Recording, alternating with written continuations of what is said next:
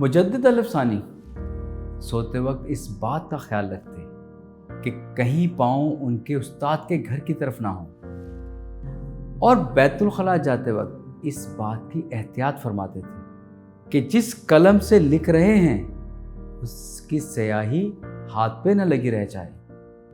ये अदब ही है जो इंसान को कदर व मंजिलत अता करता है। जिनका अकीदा तो इल्म है, लेकिन इल्म से ये अकीदत उन्हें अदब नहीं सिखाती, तो फिर उन्हें अकीदत की हुर्मत दोबारा से समझने की ज़रूरत है। जो ये चाहता है कि अल्लाह उसके इल्म में इजाफ़ा अता फरमाए, तो अदब का दामन उसे थाम लेना चाहिए। जिसने कलम का अदब किया उसने लोगों के दिलों को मुनव्वर किया।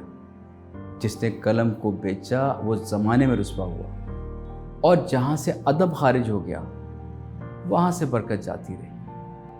ये मुमकिन ही नहीं कि बाअदब को उरूज और बेअदब को ज़वाल ना आए।